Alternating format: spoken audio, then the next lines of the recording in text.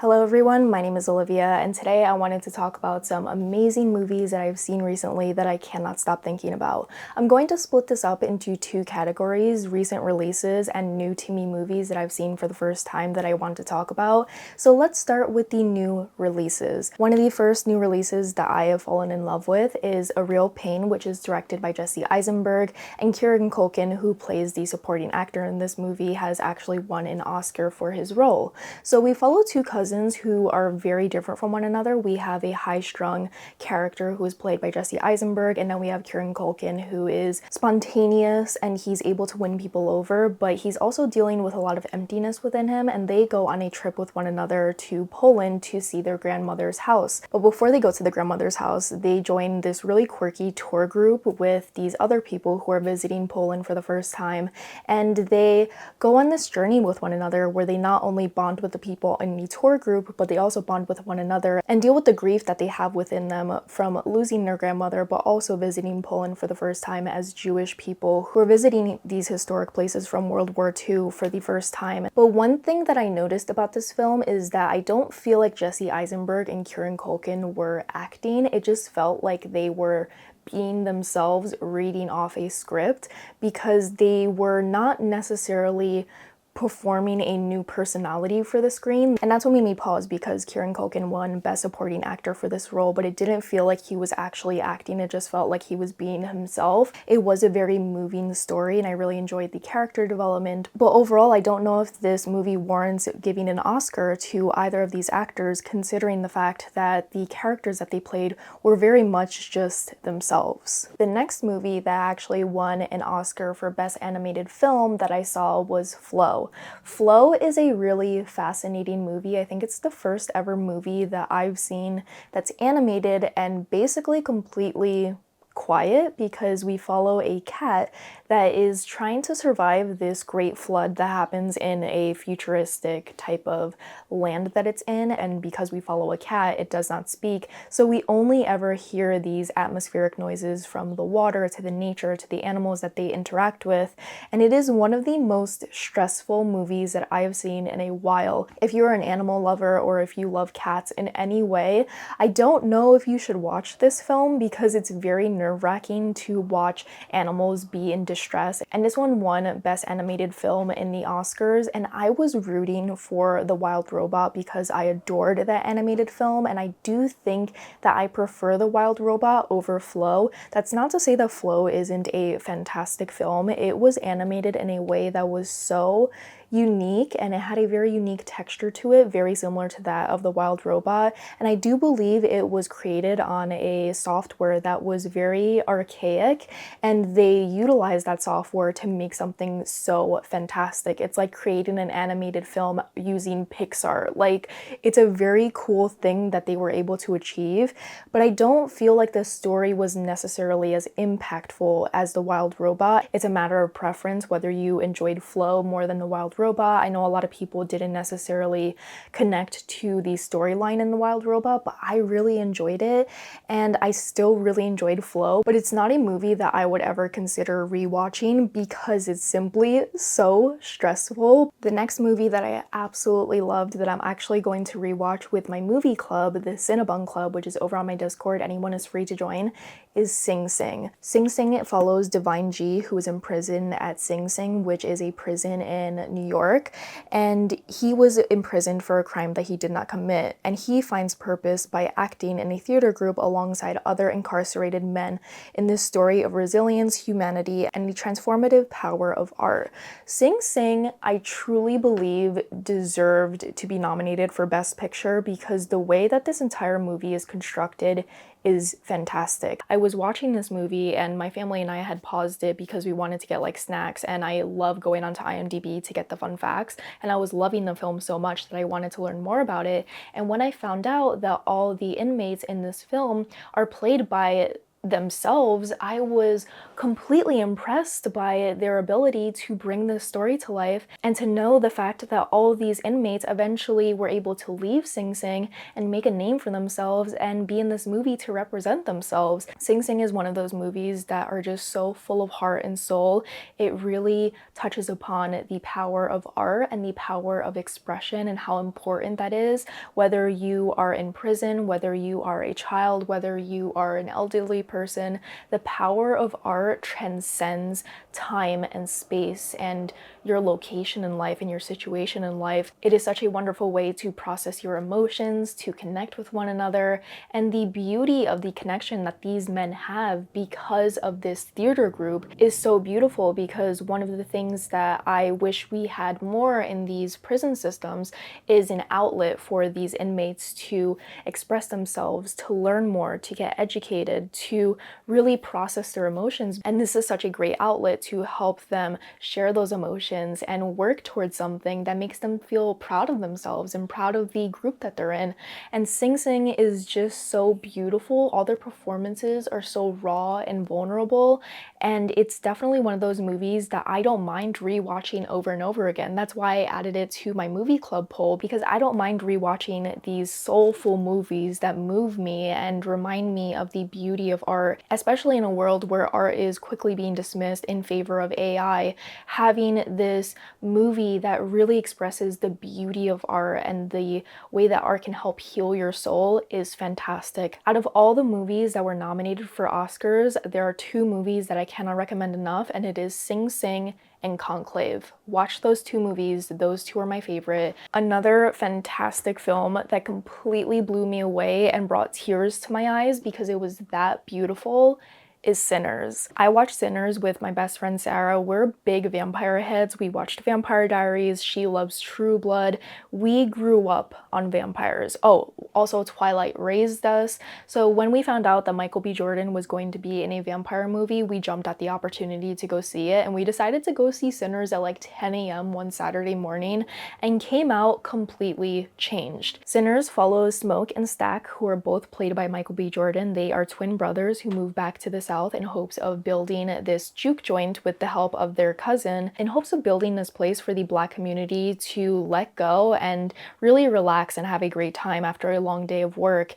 And we follow them over the course of, I think, like 24 hours as we follow Smoke and Stack as they are trying to create the grand opening of this juke joint. And what starts out as a historical film that is so fantastic with a completely stacked cast turns into a really dark vampire movie. The way that this movie had me on the edge of my seat, I was exhilarated. There is a scene in this film that everyone speaks about that brought tears to my eyes because it was so beautiful, so full of history and love and soul that it brought tears to my eyes. And it's so rare to have a scene in a film where music is playing and you are so overcome with emotions and so overcome with historical context as to how that scene is happening that you are brought to tears. It is a beautiful film. It is directed by Ryan Coogler, who is the director of Black Panther and the Creed series with Michael B. Jordan. You can clearly tell that Michael B. Jordan is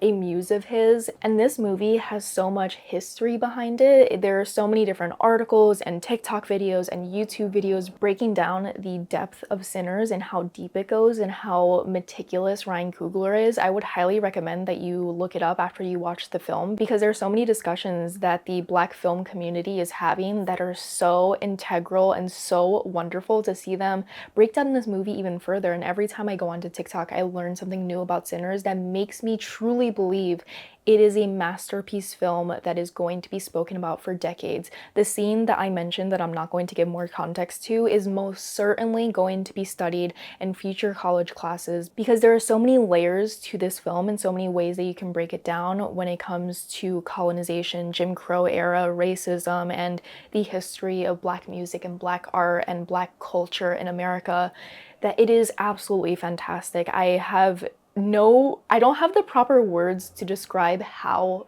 good Sinners is. I feel like so many other people have expressed my feelings about it better than I ever could, but it is most definitely worth the watch. And the last new movie that I have to talk about that was such a pleasant surprise that really took me off guard is Thunderbolts.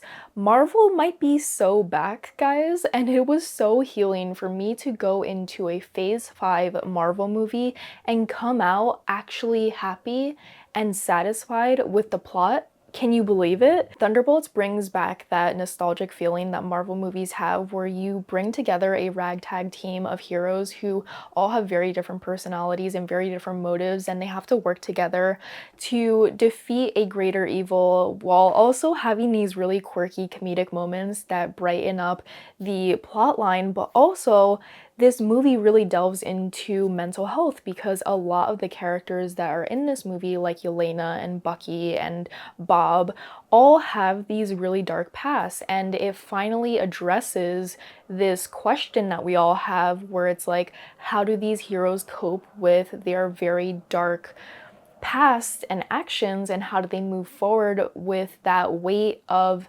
all their mistakes that they have made into the future. I think this is my favorite Phase 5 movie because it really carried that heart and soul that a classic Marvel movie has. It was funny, it was heartfelt. We all had these great moments with these different characters. They all had their own time to shine. And I also really enjoyed how it primarily centered around Yelena, who is one of my favorite characters in Marvel, and being able to see her expand her character a little bit more. The only thing that I have to complain about is that the end felt completely rushed. I always feel as though Marvel movies don't really stick the landing when it comes to defeating a villain and also kind of wrapping up the film. But it also made me really excited for future Marvel films. I think if they utilize this humor and also this heart and soul and kind of bring back this energy into the Marvel films, it would be great.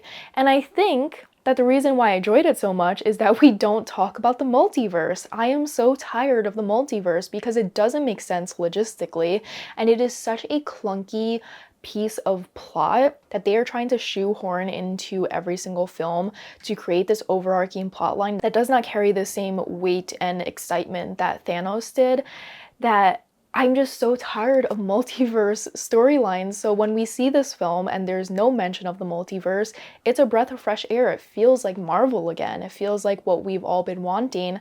And I think largely the audience does not want these really convoluted multiverse plot lines because they just do not make sense. They're cluttered, they're messy, and sometimes there are too many characters within one movie that we don't get a lot of time with them, and it feels so muddled, but this one felt nice. Thunderbolts made me feel a little bit more hopeful about Marvel, and I really hope that they create more films that aren't necessarily centered around the multiverse, because these one-off stories that make you kind of get to know these heroes better are what we want as fans. Now let's move on to some older movies that I've seen for the first time that I fell in love with. Not to mention my movie club again, but my movie club and I saw Gaslight for a month, where the theme was psychological thriller films, and Gaslight is actually a remake of a British movie called Gaslight. But I don't know, I feel like this one's a little bit better because Ingrid Bergman won an Oscar for her role, and rightfully so, because Ingrid Bergman's acting was superb and was actually haunting. So the term gaslight that people overuse on TikTok and Instagram comes from these two films. So we follow a woman who marries this man very quickly, and he takes her back to her family house, and he eventually starts acting really weird and off, and in a way it affects the woman's mental health because he starts to make her question her own reality, because within both of these films they live during a time period where they have gas lights, and when the gas light flickers she believes that something is happening, but her husband makes her think that that reality is not true and she's losing her mind. That's a very loose definition of the term gaslight, because I don't want to give too much away of this film. I think you should definitely go in knowing that this is very similar to like the movie Rebecca, where this woman marries this man and he has a very dark past that you don't know a lot about until it's too late. And this film is one of my favorite old Hollywood films that I highly recommend everyone watch if you're trying to get into old Hollywood.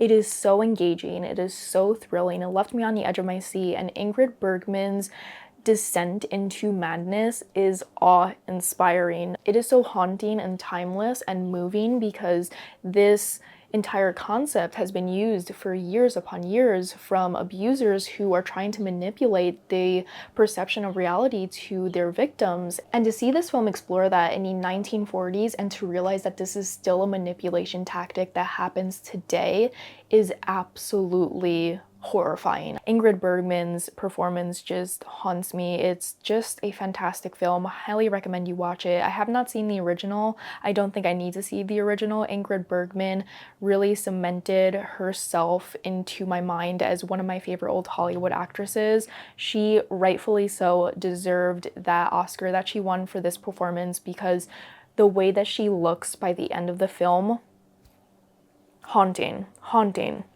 Another movie that I saw for the first time that I fell in love with that is completely different from Gaslight in terms of its like artistry is the movie Burlesque. Listen, I went to my best friend's house and we had a sleepover and they showed me Burlesque for the first time and I was giggling, I was kicking my feet, I was having the time of my life. What do you mean this movie wasn't nominated for an Oscar? I think it's fun. God forbid a girl has fun.